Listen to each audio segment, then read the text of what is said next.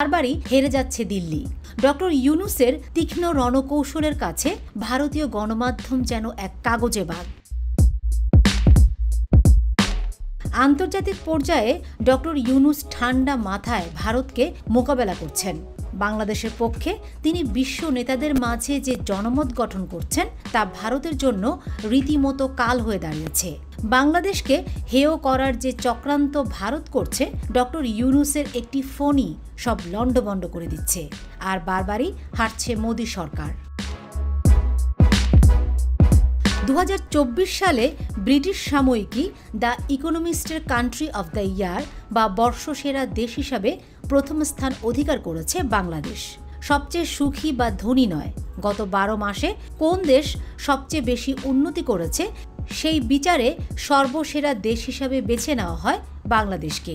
এক কথায় ডক্টর ইউনূসের নেতৃত্বে